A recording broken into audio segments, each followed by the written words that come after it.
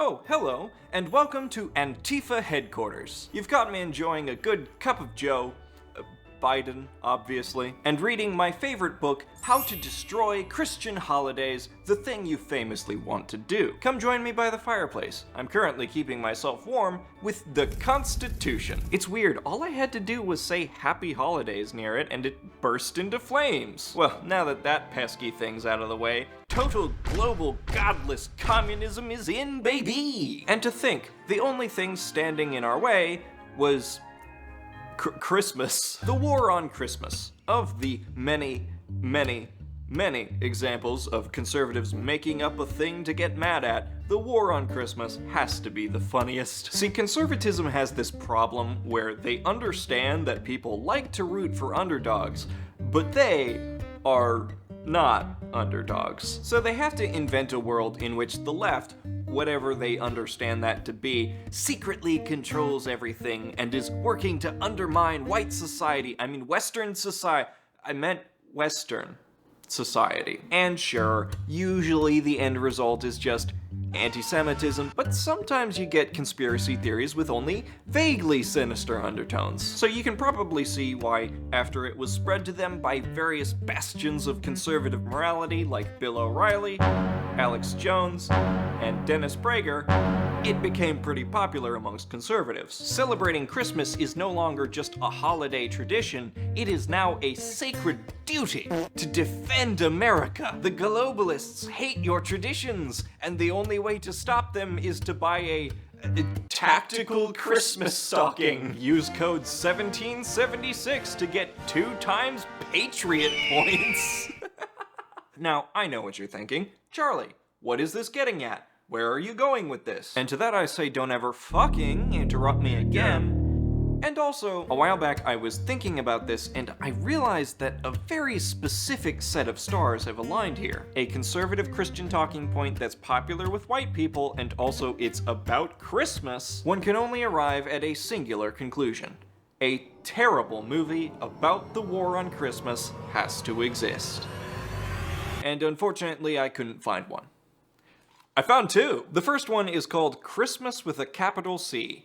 And also a capital Christmas because zero thought was put into this logo, apparently. The movie was produced by PureFlix of God's Not Dead fame. You know, that movie where they prove Christianity is right by revealing that specifically Kevin Sorbo is only pretending not to believe in God. Yes, I hate God! How can you hate someone if they don't exist? It's perhaps not the greatest sign that the DVD cover says it's based on the hit song by Go Fish. It's called Christmas, what more can I say? It's about the birth of Christ, and you can't take that away. Few people know this, but Citizen Kane was actually based on the song It Was a Sled the Whole Time by Bowling for Soup. The movie follows Dan Reed, the mayor of a small town in Alaska, and we're thrown into things refreshingly quickly as pretty much the first scene introduces the conflict. Dan and his brother, played by Brad Stein, we'll talk about him later, are in the middle of building a stage for a nativity set outside town hall when they are greeted by the least interesting Baldwin. I mean, come on, if it was at least Stephen Baldwin, I could talk about that time he got Hannah Montana's initials tattooed so he could get on that show, which is a real thing that happened. But no, it's just Daniel. Daniel Baldwin's character, Mitch, has just moved back into town for mysterious reasons. I think he's like a lawyer or something. They go to great lengths to establish that he's rich and fancy. He drives a Porsche, everyone's talking about his giant moving van. Big truck's coming up through here. Somebody saw him in a big moving van. So he had a big moving van? I mean, it's not that big. It's just kind of a standard U-Haul truck. Whoa, look at that! You could fit the whole town in there! There's a bit of awkward tension between Dan and Mitch, as we find out. So how you guys doing? Good. Good. Wow. How long has it been? Too much tension, to be honest. There's so many awkward pauses and meaningless small talk that it almost seems like this scene is unscripted. Huh? I don't know. Good. Wow. Sure. How's Kristen doing? Is she still hot? I used to want to fuck her, in case you forgot. Our kids are good too. Speaking of Dan's wife and kids, we're introduced to them soon after. The daughter, Michaela, is excited to be playing the part of the angel in the upcoming nativity play, and the son, Cody, is struggling with being the second most mid-2000s teenage boy ever, and also with his feelings towards the competitive girl in his skiing club who owns a magic stopwatch that teleports between her hands. Ugh, a witch! Burn her! All the girls are reading these vampire books. I don't get it. They should be reading the Bible instead. Can we please find something to thank God for? Yes, I get to be the angel. It's gonna be the best Christmas ever. I wish I could be the angel. Then we get to learn a bit more about Dan and Mitch's backstory. They were high school rivals, and that's their backstory. You had a high school rival? Yeah. Hi. What's so unusual about that? Just seems like everybody likes you. I mean, you're a Christian. Everyone should like you. So what did you guys compete over? Oh, everything.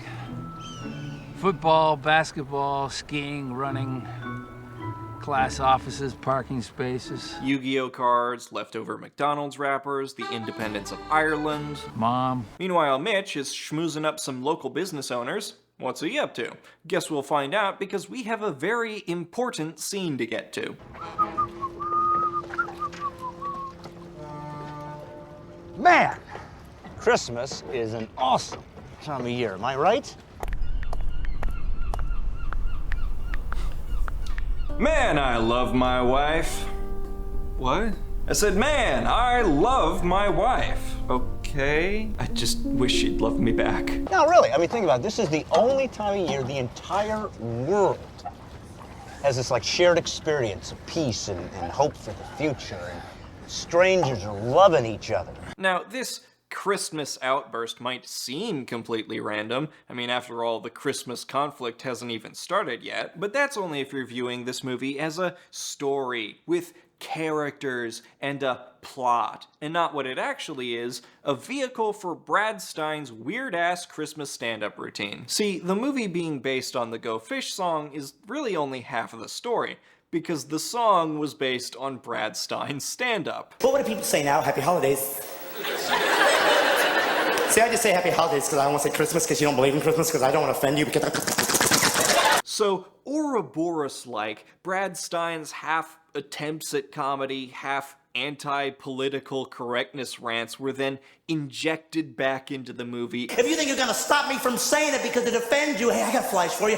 Put a helmet on! And if they think that they're going to take this without a fight with the Reed brothers, they are wrong, and they better get prepared, and they better put a helmet on. And much like in Ouroboros, it sucks its own ass.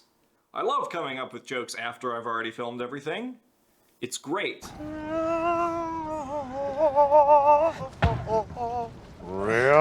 It's a good chunk of the movie, too. Later in this scene, we find out that Kristen invited Mitch to a house party. Kristen invited Mitch to our Christmas party Sunday night. And we don't see this happen, and we don't even see the party, but we just had to know what Brad Stein thinks about the libs. Also, side note, I found out that Brad Stein has a YouTube channel called Brad Stein Has Issues, which...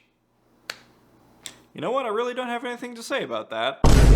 And he apparently made an appearance on former Arkansas Governor Mike Huckabee's talk show last year. Would you like to guess what the topic of his stand-up was? You'll never fucking guess. You'll never fucking guess. Next time a virus hits that it's got a 99.9% survival rate, maybe we shouldn't, I don't know, shut down Earth. It's the ding-dang virus. It's the gosh darned Rona. Zach, how do you like our church? Yes.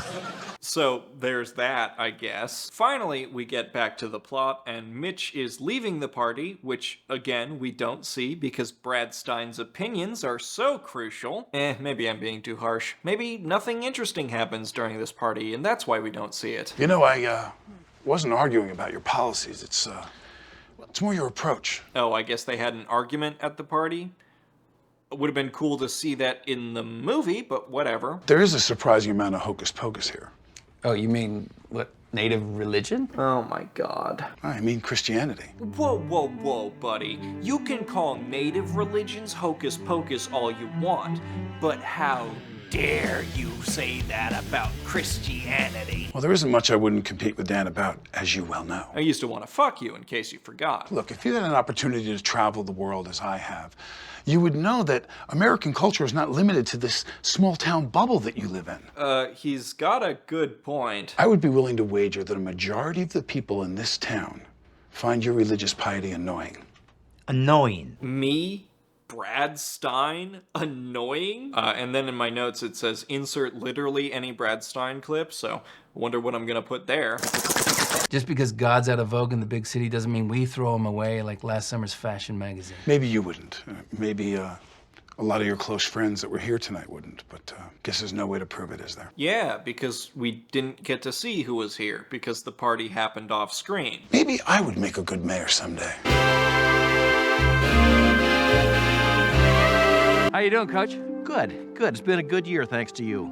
I hope this town keeps re-electing you, as long as you'll have us. Hey, I just wanted to let you know that you're perfect and you should never change. And hey, do you want to maybe go out for dinner sometime? Yeah, I didn't think so. A formal complaint has been filed about the town Christmas decorations. Mitch has declared war on Christmas. I guess I'll explain it here because, frankly, the movie doesn't do a good job explaining why he does this. By submitting the complaint about the nativity scene on government property, which, I mean, yeah, Dan is pretty objectively in the wrong here, Mitch apparently intends to turn the mayoral campaign into a referendum on Christmas and, by extension, Christianity itself. The problem is that he does not follow up on this at all. Mitch doesn't run on an anti-Christmas platform because of fucking course he doesn't. His main selling point is bringing tourism to town. The nativity scene has nothing whatsoever to do with his campaign. I realize that they're trying to portray Mitch as a grumpy Christmas hater. Who filed this complaint? The Grinch? But the war on Christmas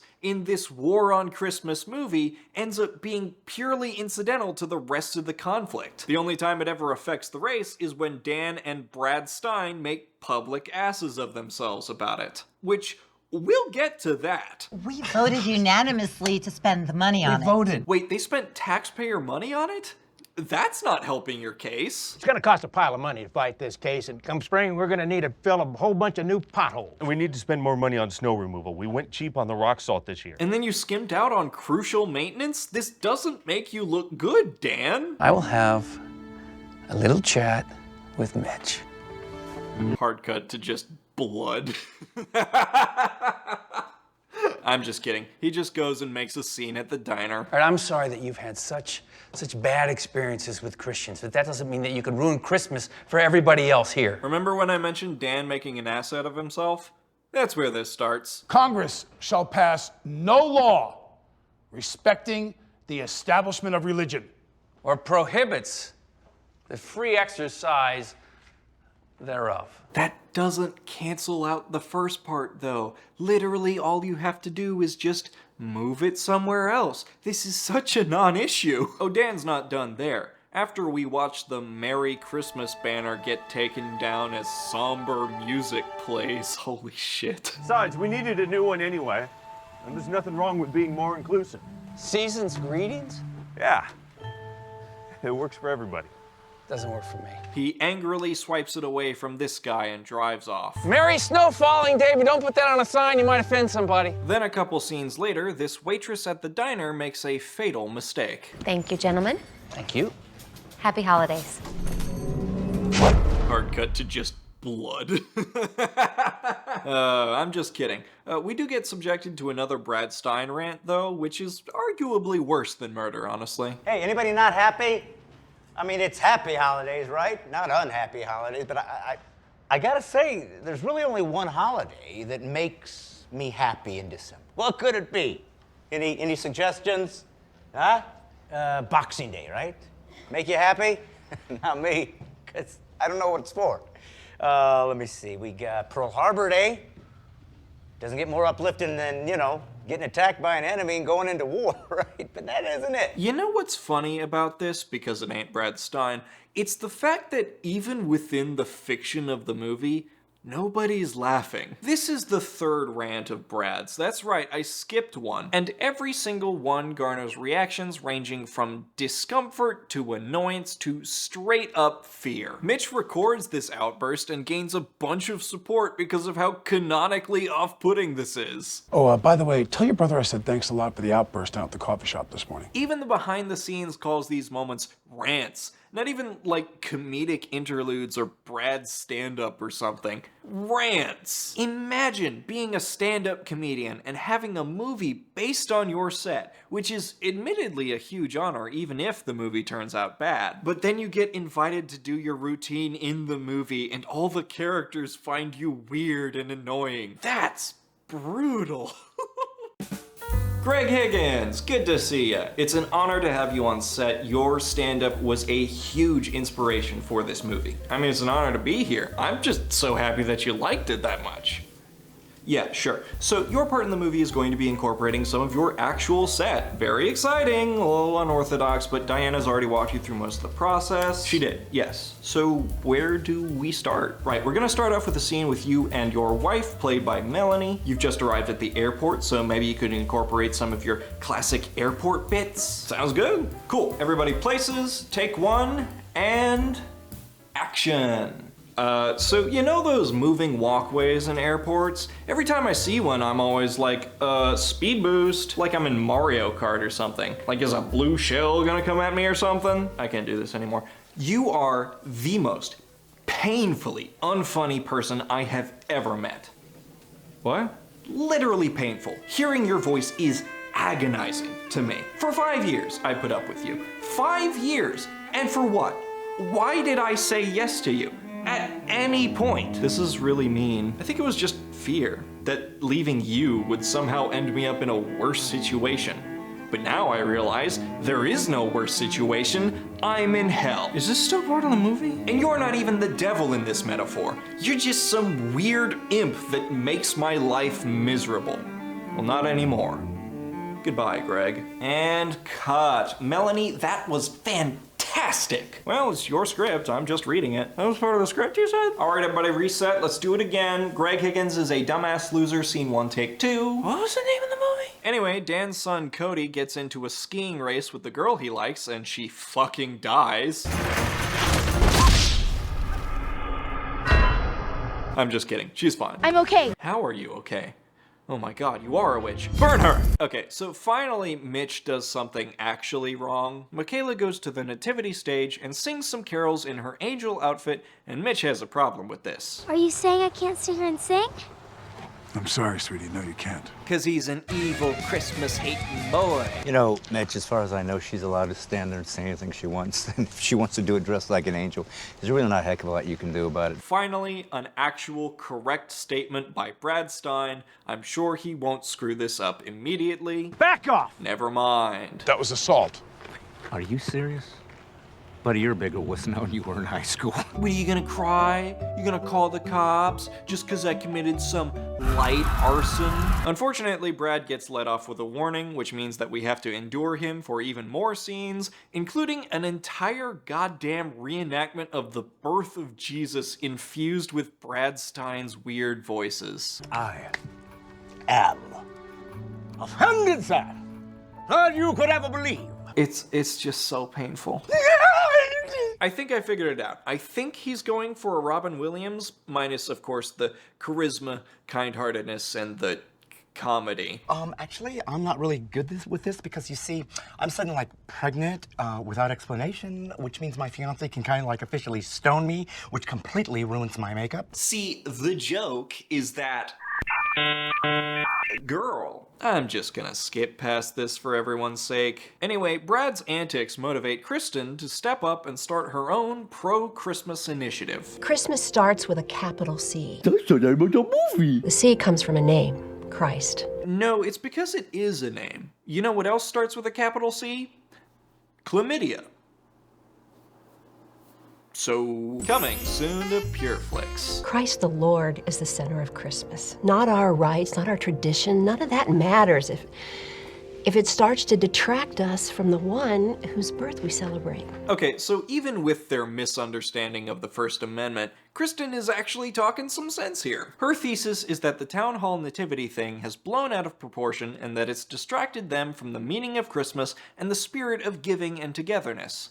And, I mean, yeah. It's such a relief to hear 40 minutes into the movie because up until this point, I couldn't tell if Dan and Brad Stein coming off as bitter, paranoid, unlikable traditionalists was on purpose. They've been given speeches about standing up for what you believe in and about how Christmas is the only holiday that makes them happy, and acting like saying season's greetings is the end of the world. What are we supposed to do? I mean, we're supposed to put up, we put up a menorah and then we put up the Kwanzaa. I don't even know what that symbol is. I mean, where does it end? Where does this respecting other religions business end?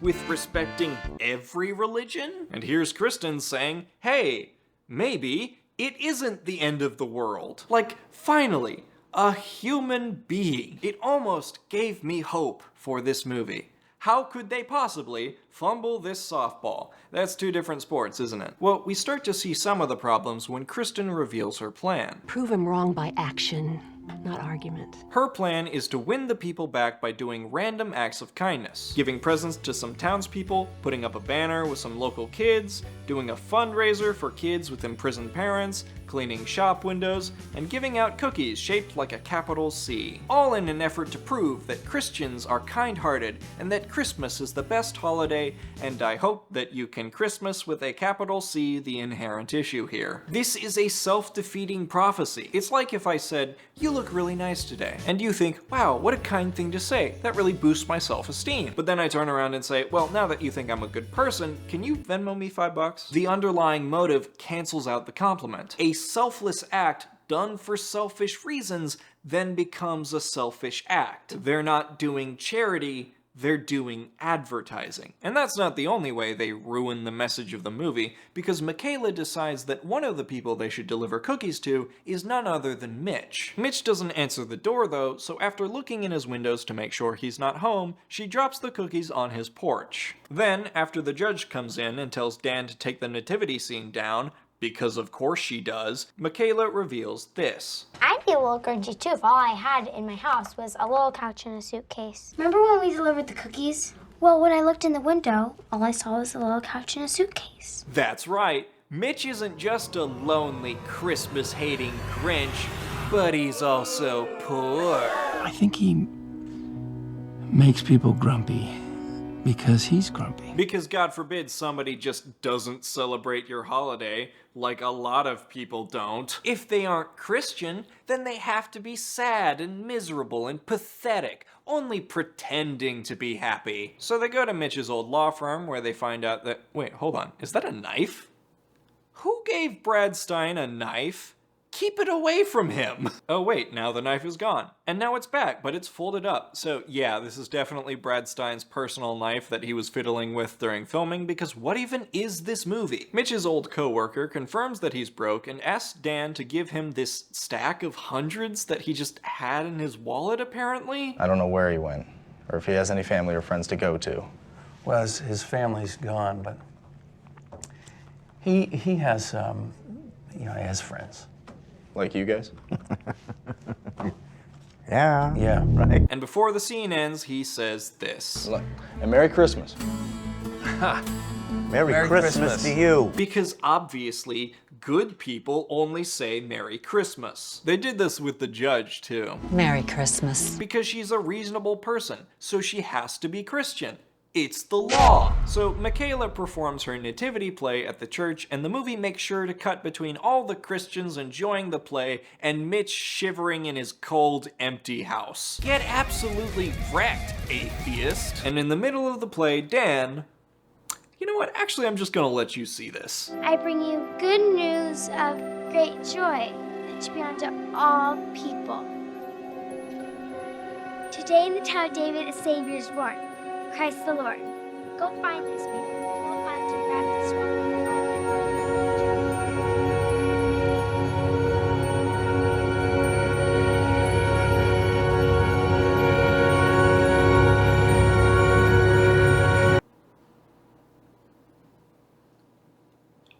Imagine you've been talking for weeks about how you're so excited that you landed a speaking role in a play. The day finally comes, you're a bit nervous, but everyone you love is there supporting you. And then your big monologue happens, and your father stands up, shimmies to the center of the room, winks at you, and then walks out the door. I would be talking about that in therapy to this day. If you're confused about this, which understandable, Dan left in the middle of his daughter's play to go give Mitch the money from his coworker. And like, timing, man. He's had the money for a couple of scenes now. Hell, he already saw Mitch earlier. Why not give it to him then? Why wait until literally the worst time? Also, why is the movie treating this like it's a difficult moral dilemma? The guy entrusted you to give Mitch this money, and Mr. Good Christian is over here like, should I do this unambiguously right thing? So he gives Mitch the money, and Mitch's heart grows 3 sizes that day.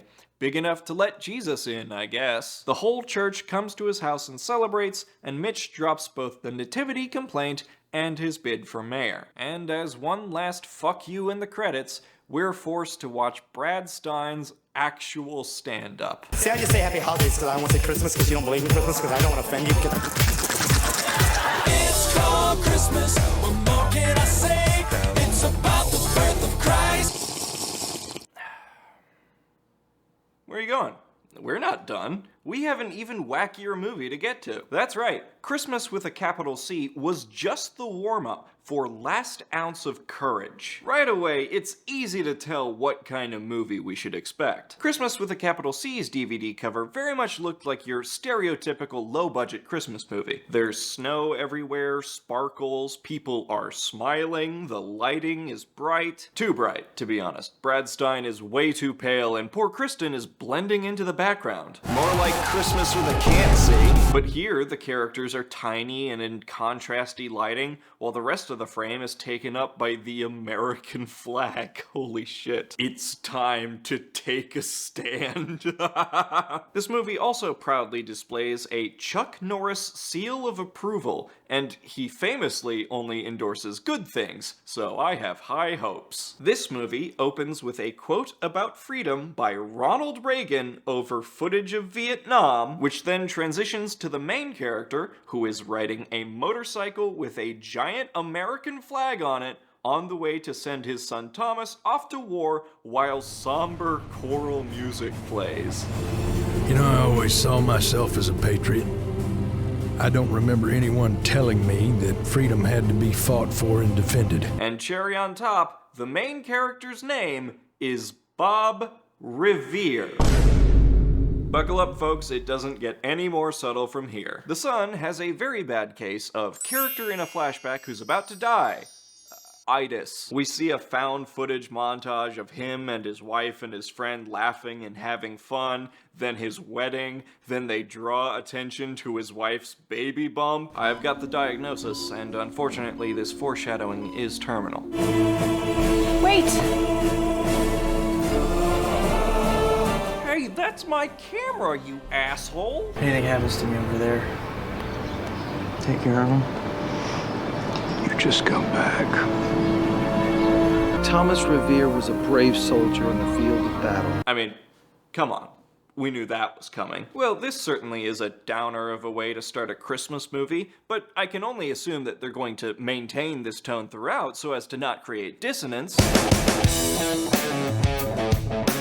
Yeah, the editing in this movie is awesome. So Bob is now apparently a pharmacist, and he's approached by this biker gang to fix this guy who accidentally shot himself. Boy, I'll bet that hurt, didn't it? You're gonna bleed out and die soon, huh? You're good to go. What did he do, surgery on him? This scene is just so jarring and confusing, and that's not even mentioning the weird dwarfism jokes about the gang's leader. It makes me feel yucky. The scene is mostly pointless, but it does establish 2 things. The first is that, just like the last movie, Bob is a good Christian boy, so obviously the whole town loves him. And the second is that, just like the last movie, Bob is also the mayor of a small town, Mount Columbus. Remember what I said about subtlety? So after we watched 3 different people individually hug Bob, we then cut to Bob's home, where he and his wife are greeted by their daughter-in-law Kari and her son, who is the most mid-2000s teenage boy to ever live. He looks like his dad. It's not some LA gang handshake, is it? Bob. I sure hope it's not a gang handshake. I, for one, would never associate with a gang. Do you remember that old missions church that was downtown? The one with the Jesus Saves cross on the side? We bought that building and we put the community mission there. Cross isn't there anymore. Can you imagine? It offended somebody. Okay, so finally, 13.5 minutes in, the main conflict finally reveals itself. The war on Christmas has been declared. Off screen. And just as quickly as this is brought up, we're practically shoved into a new scene. It had been 14 years since we looked into Thomas's trunk. And also 14 years since I moved it from the middle of the garage. I've tripped on that thing so many goddamn times. Can I watch these?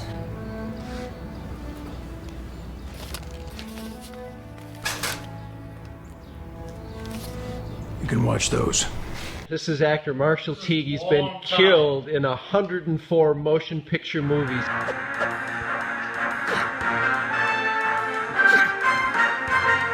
Anyway, the war on Christmas gets brought up again. So why don't people do Christmas like that anymore?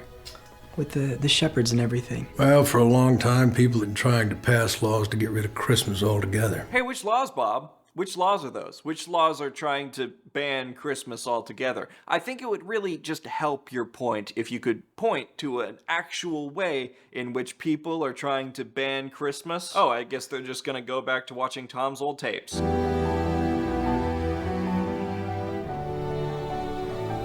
What did you say to him? Told him to come home. And he didn't listen. I'll never forgive him. After this, mid-2000s boy goes into the garage to look through Tom's things again and is interrupted by this character, Madison. You must be Chris. Yeah, Chris Tian. No wait, his name is literally Christian. Shit, I can't make this joke, fuck. What is that? It's my dad's medal from the war.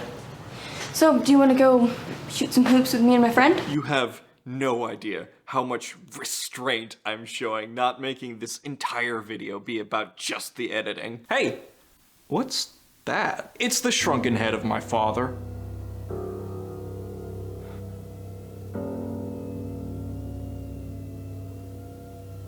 Wanna play hacky sack? While they play basketball, we're treated? No, that's not the right word. We're forced to endure a scene where the dead husband's best friend flirts with Kari. In a long time. Too long. Okay. And it's just so awkward and so uncomfortable. And also we're introduced to Madison's trademark, well, that was awkward look that she does for the whole movie. Now's probably a good time to mention this, but unlike the last movie's love interest, Madison actually, does things. She arguably has more of an active role in the plot than Christian does, which is why it's so disappointing that she and her friend are written pretty much exactly like you'd expect a middle-aged man named Daryl would write teenage girls. He's so hot. Hey, you ought to get him to try out for the play. Oh yeah, so you can hit on him? Man, what's up with you? Gotta go to the principal's office. Why? Because I'm a Christian, obviously. No, wait, I can't even make that joke. It's literally because he brought a Bible to school. We found this in Chris's locker.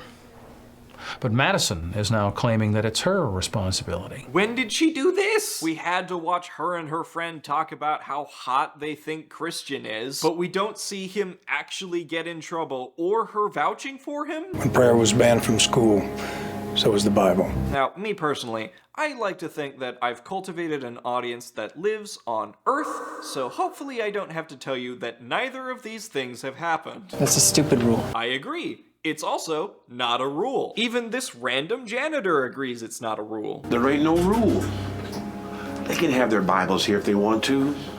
They're just a bunch of cowards. So are you oppressed or not? Rusty, is there an actual rule that says you can't bring a Bible into school? Well, no. But I don't want any trouble. From whom? You can't take any chances these days, Bob. Everybody's looking for a reason to sue us. How would they do that? So we're about 20 minutes into the movie, and the protagonists are just about fed up with all of this definitely real persecution they're facing, and I want to turn this into a bit of a game. What do you think is the tipping point? What specifically motivates them into taking action? Is it A, the cross on the church being taken down, B, Christian's Bible being confiscated, or C, the upcoming nativity play being secularized into a play about aliens in wintertime? If you guessed that they all watch a Bill O'Reilly segment about the war on Christmas, and that is the inciting incident of the movie, congratulations. I don't know how you managed to guess that. You win a kiss on the forehead. And we're living in a time where some retail outlets will not say Merry Christmas. Insane? What did my dad die for, Bob? Let me repeat that verbatim. Some retail outlets will not say Merry Christmas. Insane? What did my dad die for, Bob? I don't want to speak for the dead here, but it wasn't for that. He gave his life for his country. So, what are we doing? What are you doing? Chris. Your grandfather was in a very special unit. The Christmas Defense Force. The kids' first order of business is to look for old Christmas decorations in Bob's attic, and they hit the jackpot. Are you guys thinking what I'm thinking? Yeah. Arson. I'm just kidding. They hang up the sign on Bob's house. You know, like his personal house, where it's not even remotely an issue to put up Christmas decorations. Not exactly the shot heard round the world. Let's check in on Bob. Mayor, are you okay? Randy, I woke up about midnight, searched the internet till just about an hour ago, and I am better than okay. I am absolutely fantastic. Have you heard of this place called 8 Kun? There's this guy on there, calls himself a letter, saying some real interesting stuff. They can help me bring Christmas back to this town.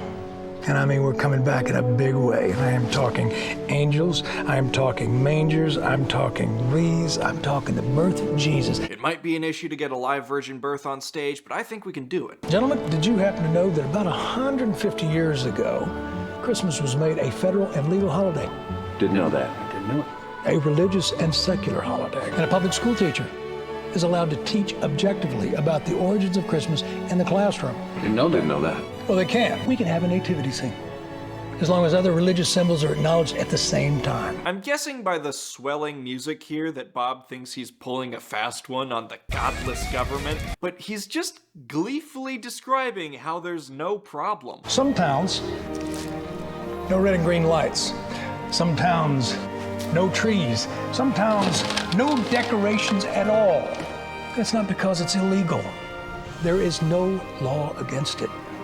Just a bunch of people that are afraid of what Christmas is really about. Or maybe, and I'm just spitballing here, maybe not everyone celebrates Christmas, and that's okay. Maybe these towns have realized that acknowledging only one religion in a country that prides itself on being a melting pot of cultures is kinda weird, and that not having red and green lights isn't literally the work of Satan. Just a thought. So Bob starts putting up Christmas decorations all over public property, although all we really see him put up is a couple of stars on street lamps and a tree outside a courthouse. So not exactly the in-your-face religious iconography that they're trying to make it seem. I'm sure by now you're wondering, Charlie, this movie is about the war on Christmas. So who's on the other side? Where's our Christmas-hating heathen? Who is this? This is the Hammer. The Texas Hammer! I thought so. No, it's not Jim Adler. I wish, but no. Big hammer! This is Warren Hammerschmidt. And he is a lawyer representing what is heavily implied to be the ACLU. Like, even the movie's Wikipedia page says it's an ACLU-like organization. And he's our bad guy. You can tell by the way he talks like a cartoon villain. Obviously, your mayor is not fully cognizant of the statutes that pertain to the separation of church and state. Can you remember all that? Imagine this guy like ordering at Starbucks. I would like a grande macchiato. Can you remember all that? That is an extremely simple and popular order, so yes. And also a pup cup. My poodle loves that shit. Happy holidays. These two movies have quite a bit in common, actually. Their villains are both lawyers, their heroes are both small-town mayors, they both have the most mid-2000s teenage boys, and they both have a tangential connection to former Arkansas Governor Mike Huckabee. Okay, let's set the scene here. I was wondering why I couldn't find any information on the company responsible for Last Ounce of Courage. When I looked up Veritas Entertainment, all I could find was an esports company, which I'm pretty sure is unrelated, but anything's possible. The DVD special features has a URL to a website, standusa.com, that definitely doesn't belong to them anymore. The YouTube channel of one of the producers claims that the website is actually joinstandusa.com, but that leads to nothing. And LastOunceTheMovie.com redirects to an article about growing your marketing reach on Instagram? What? Spoiler alert, the reason I can't find anything is because Veritas Entertainment crashed and burned pretty hard. But not for the reason you might think. This is where Mike Huckabee comes in. When Last Ounce of Courage released, they brought in Huckabee to do some ads for them. And the way these ads worked is that millions of people received a robocall, narrated by Huckabee, posing as a survey on whether you support traditional American values. And only later would the recipient find out that Mike really wants you to check out Last Ounce of Courage. That is, not allowed. It's a big no-no. The result was a years-long class action lawsuit in which they were slapped with a reduced fine of $32 million, just under 10 times what the movie made at the box office. I, for one, am shocked that the people who made a movie about how Christians should be able to break the law and get away with it broke the law and tried to get away with it. That's commitment. Back to the movie, the kids have decided that putting up decorations on private property where they got permission to do so wasn't rebellious enough, and now they're plotting to sabotage their school's winter play by rewriting it into the Nativity. And the real Christmas story, shepherds find the baby king, not aliens. Really? Weird. You can't be serious. Well, I didn't know. I never read the Bible. It's okay. It's okay. It's okay. You will. We then get this weird scene where the theater kids they recruited bicker about the name of their clandestine operation. Operation Christmas. Operation Christmas? Can't we come up with a cooler name than that? And what do you suggest? Ooh, I got one. How about Operation Global Cooling? How about Operation Aliens? Operation Aliens! That's perfect! Yes! How about Operation Super Shepherds? I like Operation Super Shepherds. No, Operation Super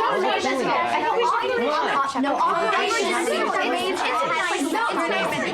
Okay!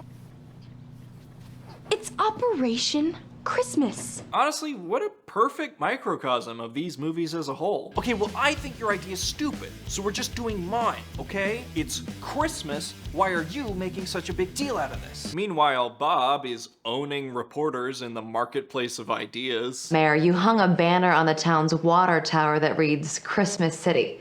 Don't you think that could be offensive? December 25th is Christmas, Jesus' birthday. Christmas is also a national holiday. And Christmas is for everyone.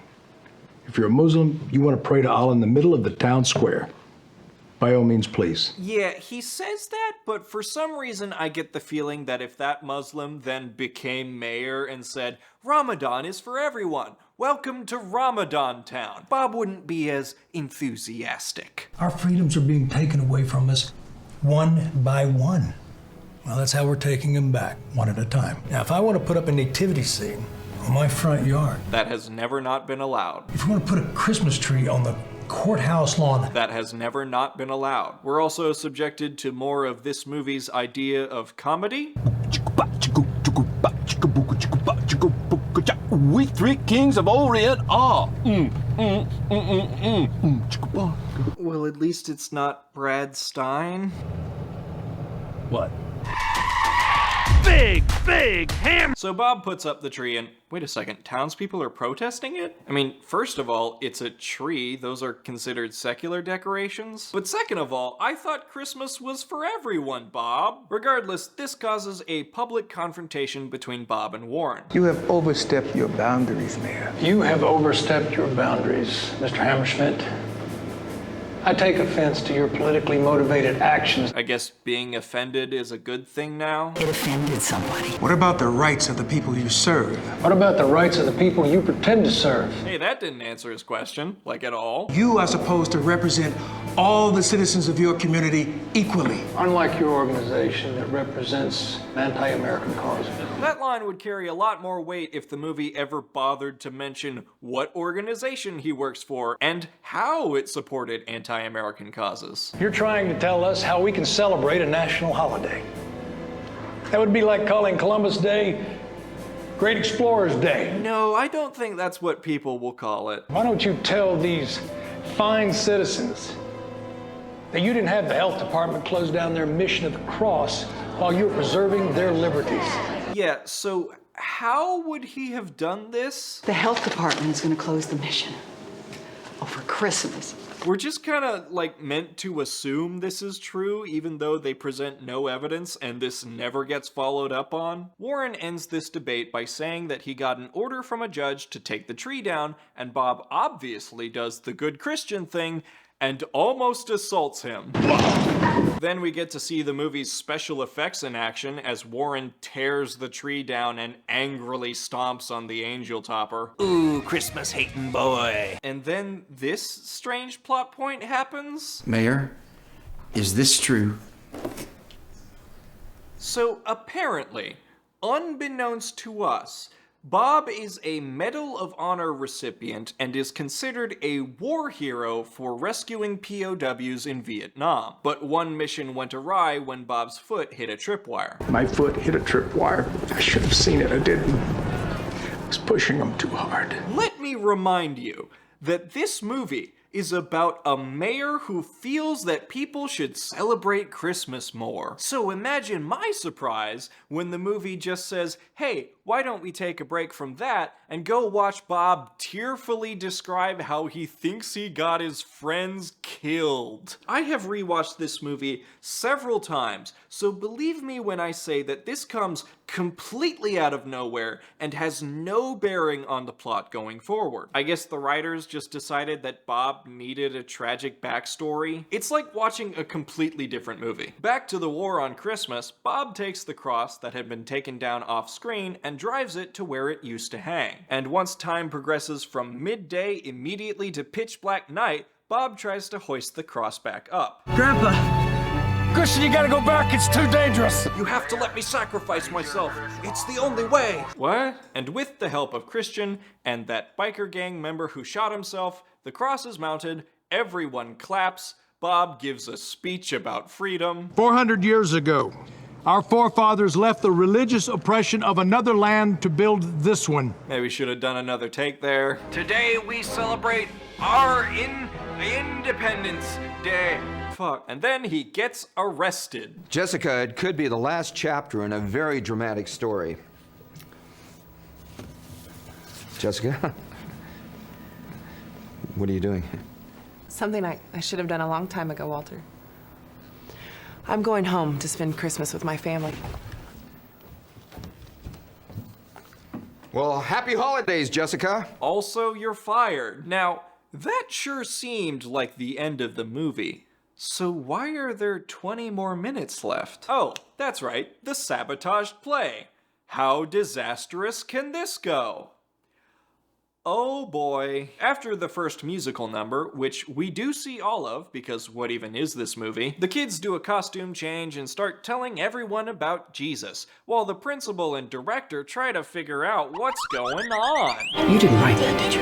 And even though Bob's in jail, this mysterious old man gives him a radio to listen to the play on. Also, they lock the director in a closet? There's no breaker box in here. Hey, that's a crime. But just as the angel is giving her monologue, in comes Christian. A double sabotage. Just a few days ago, I really didn't care that much about the real meaning of Christmas. But then I found a video, and I want y'all to watch it.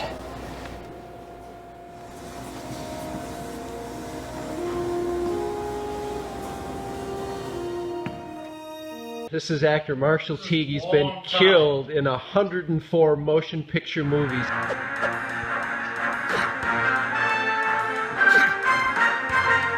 I'm just kidding. Do you want to know what he actually plays for the crowd? Because let me tell you, it's pretty crazy what he plays. Guys, I just want you to know that I'm fighting for you over here and for our freedom. I do it because I love my country and because I love you. I've been thinking that a lot of guys like us have given their lives in places like this, so we can all enjoy our freedom back at home. Freedom's worth it. We're gonna win this. We gotta win this. Well, God bless you guys. I love you. And Merry Christmas.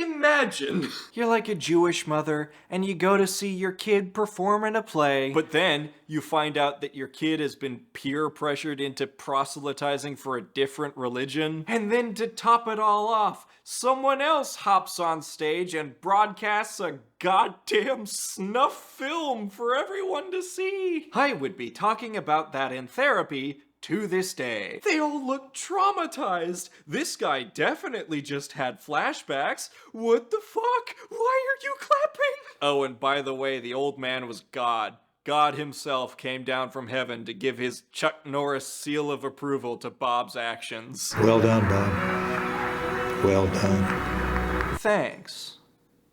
Hey, why did you let my son die? Oh, gotta go. Happy holidays. Not you too. Reality check for the tolerant left. I can't quite understand the hatred and vitriol that comes out of leftists in this country with regards to this movie. First, their fear and loathing of religion, holiday tradition, our country, and especially those that protect it, is completely beyond me. Anti-American types to the core who forget that America welcomes all people, but was founded with the help of Christianity, need to remember that there are other countries that would cater to their particular brand of hatred for our freedoms. North Korea and Cuba are nice this time of year for you atheists, progressives, and socialist liberals. For the record, that is not to bash atheists. You should try some of the tolerance you claim to be in favor of instead of attacking religion or what you don't understand and are not worthy of. 6 out of 10. Last Ounce of Courage is sitting pretty at 0% on Rotten Tomatoes, and I think you'd have a pretty hard time arguing that isn't deserved. Both of these movies are amateur as hell. The pacing is all over the place, the protagonists are unlikable, the comedic moments are painful, the editing is slapped together, and the lighting is flat and uninteresting if they even bothered to light their shots properly in the first place. And this is just from a filmmaking perspective. This isn't even mentioning the worldview. Speaking of which, Christmas with a capital C tries its ding-dang hardest to say you should respond to the people who hate you by being the bigger person. And it seems like some of these people think that was the message. Compromise. But the real message of the movie ends up being that if you are a Christian, you are inherently the bigger, better person. You should not love the people who are not like you. You should pity them. Miserable and alone. But even that is tame compared to Last Ounce of Courage. The message of Last Ounce of Courage is that the war on Christmas is not only very real, but merely the first step in a plan to destroy everything you hold dear. They are coming for your freedoms, and you have to fight back because they're evil and they hate you. God himself wants you to fight. I mentioned earlier that one of the producers of Last Ounce of Courage has a YouTube channel. The very last video they uploaded was a response to the negative reception to the movie. Would you like to guess? what they had to say about people who disliked the movie? You'll never guess. You'll never fucking guess. As the day of our release drew near last Friday, we were confronted with the realities of the liberal media. Reviews of the film by several nationally known newspapers attacked the film at every level. Critics used very unflattering and demeaning language to describe what they saw and heard. The Los Angeles Times called the people who liked this movie thin-skinned, conspiracy-minded Christians. Can you believe it? They said that this movie was for thin-skinned, conspiracy-minded Christians. So obviously the liberal media is conspiring to attack us at every level. Perfection. Bob and Dan talk a lot about standing up for what they believe in and how it's so hard. I love my country, and I love being free. But I now know that freedom only comes with great sacrifice from each and every one of us. But no, what they're doing isn't hard. I would argue that it's extremely easy to just dig your heels into the dirt as soon as someone you don't like asks you to move. To dismiss anyone who disagrees with you as either secretly unhappy, lying about their intentions, or that they just hate you for no reason. What's hard is my boner. What's difficult is stepping out of the spotlight you've enjoyed for so long and letting in something new. It's forcing yourself to truly understand where someone is coming from. It's looking in the mirror and truly grappling with the possibility that they might be right and you might be wrong. If you're right, then you come out of that experience stronger and wiser. But if you're wrong, that's a scary thought. It isn't courage to run away from that possibility. It's cowardice. Happy holidays. That's where I'm gonna cut this off. If you enjoyed this video, tear down a Christmas tree on top of the like button, broadcast the exact moment of your father's demise to the subscribe button, and leave a comment begging my new nemesis, Brad Stein, not to come to my home and end my life goodbye.